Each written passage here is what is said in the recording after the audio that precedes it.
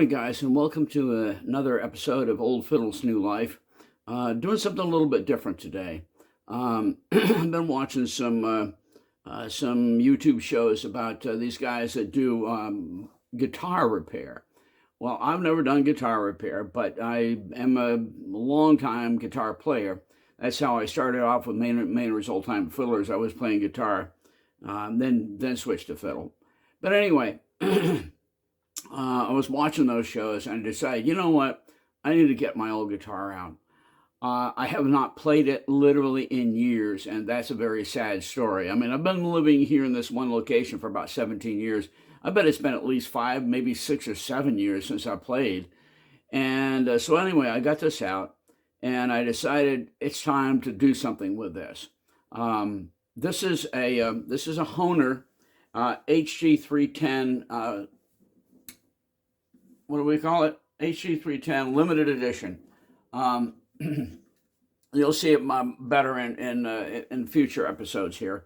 I'm not giving up on my fiddle work, believe me. But today I'm going to be going to Blue Mountain Guitar over in West Lebanon, and I'm going to pick up a brand new set of strings and some guitar polish. And I'm going to try to get this old girl up and running again. Oh, she's playing fine. I mean, wait, let me get a pick.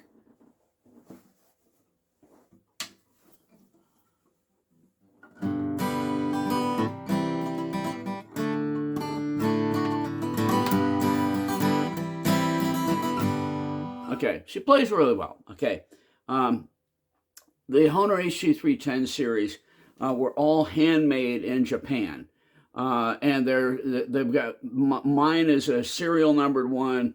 This guitar was built in January of 1978. That means the guitar is right now 48 years old. I love it. Great guitar, really great shape. I've taken good care of it. I've got some dents on the soundboard on the top of it. And I may try to take those out, but the point is, other than that, I mean, this guitar is in gorgeous condition. So I'm going to go pick up a set of Diodario Phosphor Bronze light strings. I want to go back to light strings because my calluses are long gone. I play fiddle all the time, but fiddle doesn't require calluses so much. So I'm going to get a set of Diodarios and put them on this. And also, like I said, do some major cleaning because it is filthy. When I get all the strings off, I'll do just a complete cleaning of this old guitar. And we'll document all that kind of stuff and get this up and running. Just introduce this video by kind of giving that heads up. And the next thing we're going to be doing is I'm going to go over to Blue Mountain Guitar over in West Lebanon. It's ironic because we're right next to the Green Mountain State of Vermont. But anyway, Blue Mountain Guitar and pick up some strings, some guitar polish, and just really clean up this old girl. She deserves it. This is a very decent guitar. All right, look, I'm gonna quit it right here. Thanks for coming by Old Fiddles New Life. And today we're gonna be doing a little bit of old guitar along with the old fiddle. So we'll catch you guys in a few minutes after I get over to the music store and pick up those strings and the polish, and we'll get this old girl, kind of all spiffed up and ready to go again. All right, thanks for stopping by. Hope you enjoy this. Well, guys, about a week and a half has gone by since the last segment I just shot, you just watched. The very next day, I went over to the guitar store over in West Lebanon. That what I mentioned, Blue Mountain Guitars, I got there, it's closed. Permanently. Gone. So I don't have a guitar store in town. Very disconcerting. I was all excited and ready to go in there and buy myself some Diodario strings, and no, sorry, it's gone. Then I went, by the way, it's not that far, right across the street. I went to the violin store, which I was wanting to go in there and talk to those guys for a few minutes. I got to the violin store, and they're all closed down, and they're moving, and not going to be open until the middle of May. So I just give up. So anyway, So what I did what everybody does these days. I got online, got up my Amazon Prime account, ordered my Diodario strings, ordered some not violin cleaner, the guitar cleaner, and I've got all that stuff now. So tomorrow morning we're gonna get started on that. Okay, crazy. I did not know that Blue Mountain Guitar had long since gone out of business. Whatever. We'll see you guys in the morning. We're going to get started bright and early. Okay, guys, here we are. About to get some work done on my HG310 limited edition. I got this guitar, as I already mentioned, back in 1978. And I just was recently watching a YouTube presentation. And all of a sudden I realized, wait a minute, I'm going to check something. This is one of the lawsuit era guitars. Did not know that. Sure enough, Martin sued Hohner for basically copying design and everything. And this one particularly is either D28. Actually, they say this is more pattern after the D35. But oh my goodness! All of a sudden, my guitar suddenly has a kind of a new aura of authenticity here. Made in Japan, handmade in Japan. Matter of fact, the guy's signature is on this. I can't read it, but it's on there. And so anyway, so we're going to get started on this, and we're going to talk about it a little as we go. This guitar is filthy beyond belief. It hasn't been cleaned in years. I've got some brand new Martin not violin polish, guitar polish. I'm going to be using that. But the first thing we're going to do is get the strings off of here, and we're going to put some phosphor bronze Diodario light gauge and get those on here. And I'm kind of looking forward to this. It's been a long, long time, and this old girl deserves some attention. So, yeah. That was news to me. I had been hearing about the lawsuit era, and then I suddenly remembered the lawsuit era with the time period. And this guitar was made right during that time. This guitar was made, and it's stamped inside January of 1978, right in the middle of the lawsuit era. And Martin got after them and made them cease and desist from copying their guitar. Oh, one last thing. I'm going to turn this around in just a minute. The later models of the Hohner HG310 had a little scoop out of the top at the top of the headstock. This does not. This has the squared off headstock exactly like the Martins, the Martin D28, the Martin D35 that this was patterned after. Very cool. Okay, so I'm going to turn this around, and we're going to talk about it for a minute, and then we're going to get these strings off here and get some work done.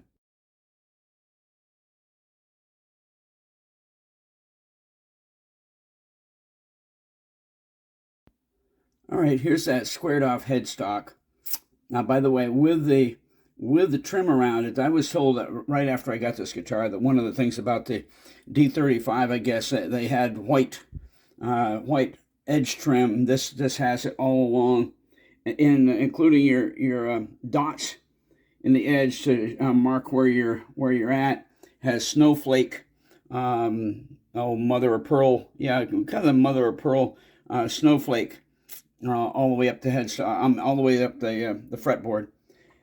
Anyway, and here you go inside Hohner International limited edition, and this is a model HG310, and there's the date 0178, and I can't read that Japanese gentleman's name there.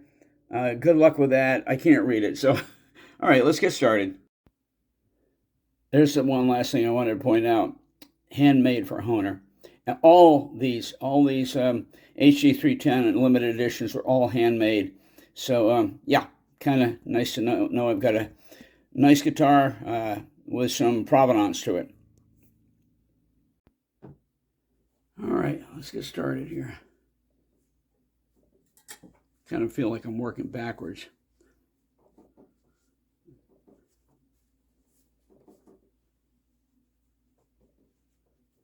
It's been a long time since these strings have been on here. And there you go.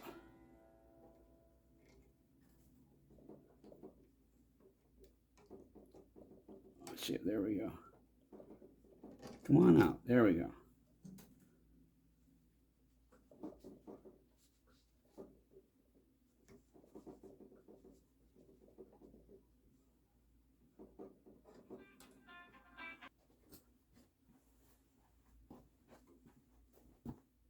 Oh, sorry.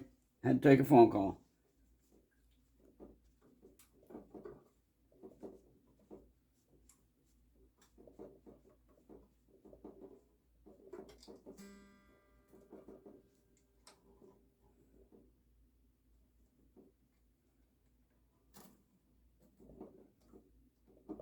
All these strings off is take a good look down the neck and see if I'm going to need an adjustment.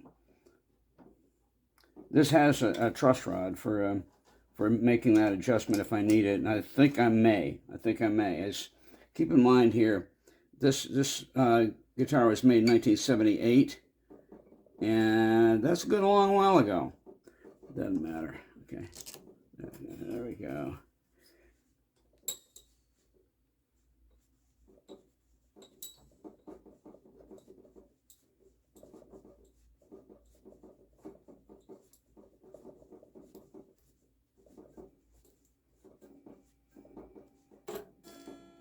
Guitar, yeah. Well, the store, they got everything down in Claremont, which is about a half, 3/4 of an hour from here. And if I need anything, I may just take this down there and let them do it. They have a standard fee of, it's less than $100 to just check everything over and make adjustments, including truss rod. And that's a very, very reasonable price that they have for taking a look at your guitar. So I may just do that.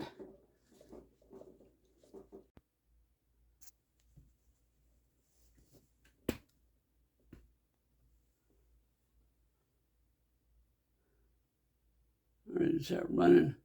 Yeah, okay. I'm just taking out the last 2 pegs here. These didn't come out too bad. They're really easy. I just get the back edge of my knife underneath there. Peg comes right out, no problem. So let's get these all out of there. All right. The old strings are gone. Okay. Now let's go ahead and take a look at this. Turn this around.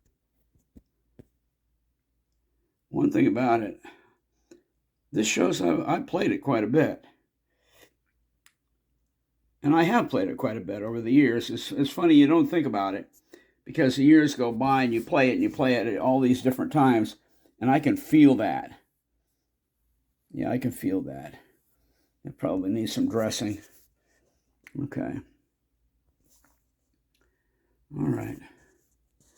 All right. Now you're not going to be able to see this, but I'm going to turn this guitar around. I'm going to look down the body, up the headstock, and just see if we see a curve. And I'll get back to you in just a minute.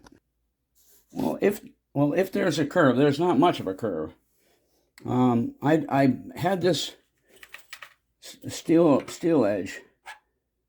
I put it on there.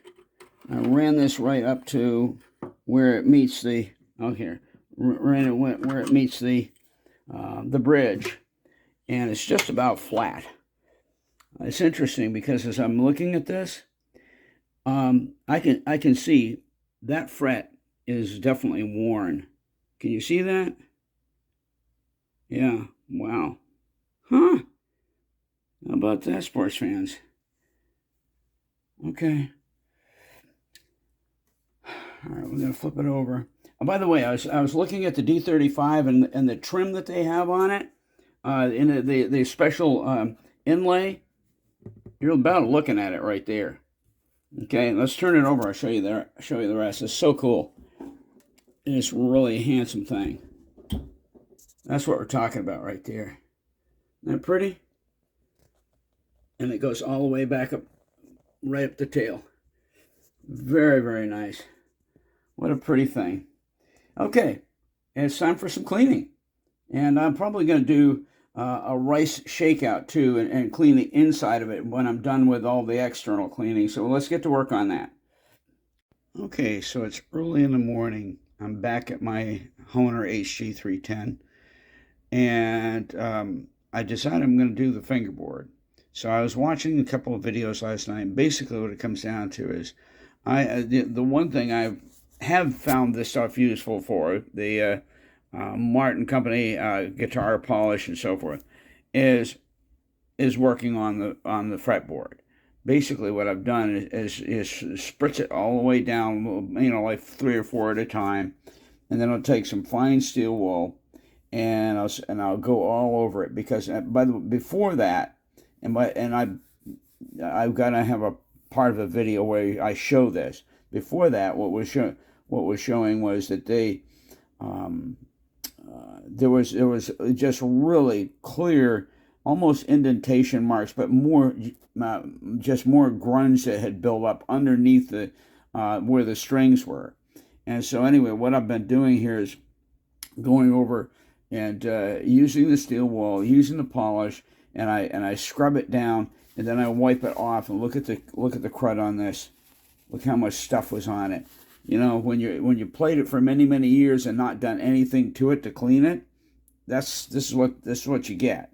So anyway, this all been cleaned now, and I'm going to go ahead and take a few drops of just mineral oil because they're talking about refurbishing the moisture in your fingerboard, and I know that it is an oil because I heard them say that. So I'm going to go ahead and take a few drops of mineral oil and go over all this and just let it dry. I've used this on my muzzleloader that I built, and yeah, it's fantastic. It does this beautiful, really dry down, clean shine. It's just beautiful. So I'm going to do that, and then we're going to be all done with the fingerboard. Excuse me, am I calling it fretboard?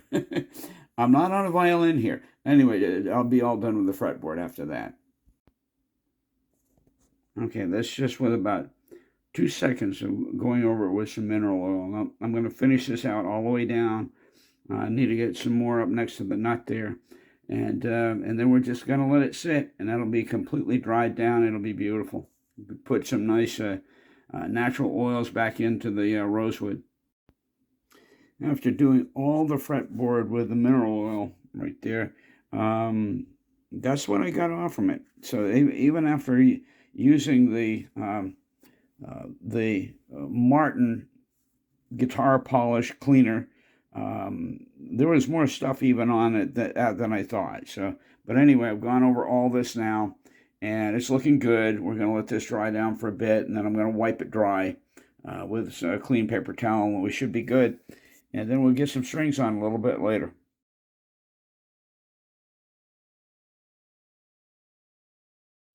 Okay, continuing on with this episode about my HG310 Honda, you're right, Hohner guitar. The little measuring tool finally got to me in the mail, and I'm going to show you the whole reason I was going to be taking this down to the guitar store down at Claremont was to get them to do this, but and then I found out that you can order one of these special measuring tools that will measure string height, and you can do it yourself. You got to just know where to put it and so forth. And so anyway, I just want to show this to you because it's pretty cool. Keep in mind that this guitar was made in 1978, and that's a long time ago. I think we said 43, 46 years, something like that. And in doing that, that means that this thing has been basically strung up continually all the time. Now I just replaced the strings recently. That's a whole different ball game. But I've got brand new, lights on it. But anyway, what I'm going to do, I'm going to turn this around. I'm going to show you. It's amazing. After all these years, I put this measuring device on here, and it's dead on. I mean, the neck needs no adjustment. I said, I was shocked. I was genuinely shocked. and the whole business is about me not feeling like it's a lot on my fingers. I just haven't been playing in a long time. The more I've been playing, the more I say, oh, okay, well, we're getting to it now. So anyway, let me turn this around. I'm going to show you. Okay, so here we go. This is the 12th fret right here. It's got with a double snowflake. That's the 12th fret, and that's where you want to be.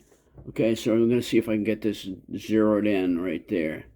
Okay, and I'm going to take my tool, and we need to be at 2.5 millimeters. Where am I? Okay, there it is, right there. Right there. Okay. Actually, this is just a tad low, but not bad. I mean, you still got good string clearance on both the fret above and the fret, right there in the fret. Okay, so that's right at 2.5 millimeters. Go over to the E string side, and boy, over at the E string side, it is dead on 2 millimeters, and that's exactly what it. Where am I? Let me see if I can see it. It's difficult doing this. Yeah, there it is. There it is. You may not be able to see that. But I mean, that is exactly where it needs to be on the E string side. Anyway, good. So, here, let me turn this around. Okay, one thing I want to sneak in here on my HG310 video. I have not had I have an old capo, one of the elastic kind. They're garbage, okay? And I mean garbage. In the first place, that one is ancient. So anyway, I didn't even bother to look for it. I just ordered a new capo. Cool thing about this is I was watching videos, and there are several of them out there. Different guys demonstrating the different capos and what they're capable of, and what the pros and the pluses. I mean the pros and the negatives. But I was watching this video by Robert Cassard. He's a guitarist and a good one. And by the way, and I love the music he plays.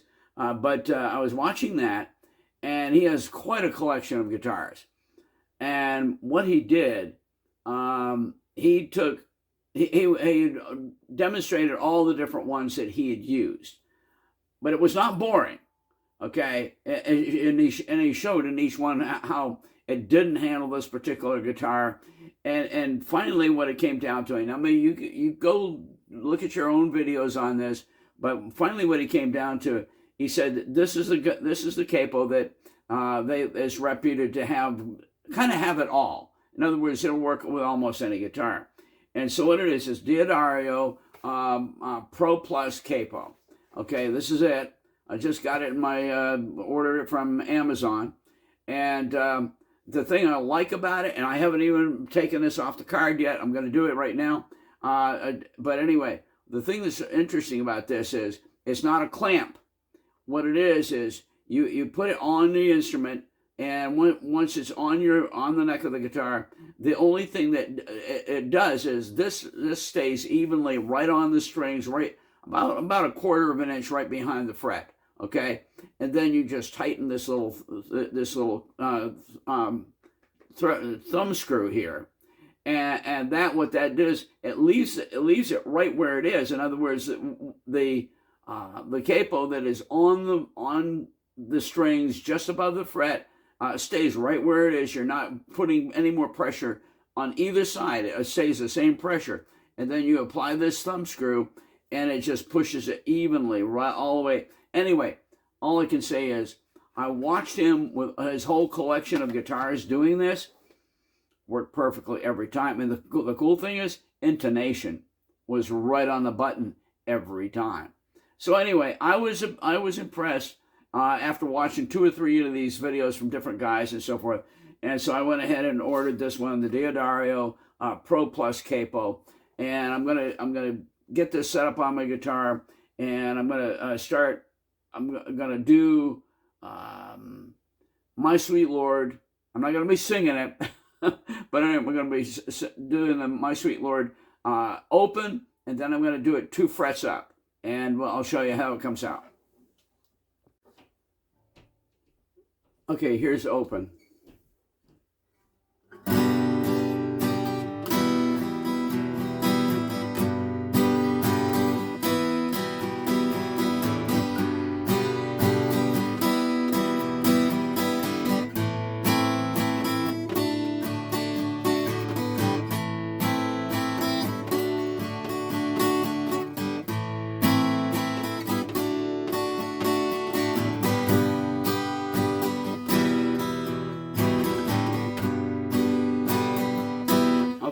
Enough on that. Okay, I'm going to give myself a break here. Okay, I've not played this yet with a capo on.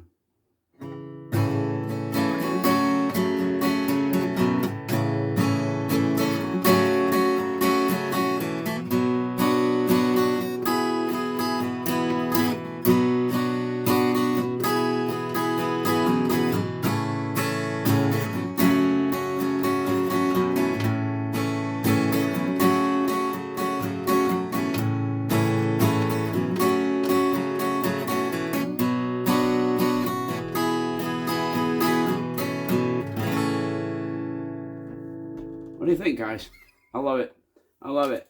I'm glad to have this capo. By the way, the reason I went ahead and went off camera there is I'm brand new to using this capo, and I like to get it right about where he was using it, just about a quarter inch above the fret.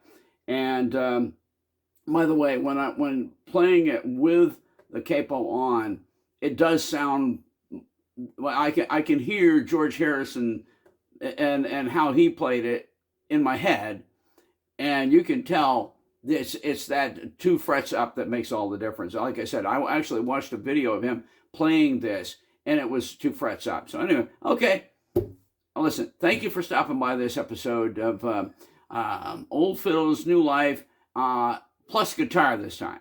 My H3 310. Glad to have you aboard for that, and hope you've enjoyed this. God bless. Have a good evening, and we'll catch you guys next time around.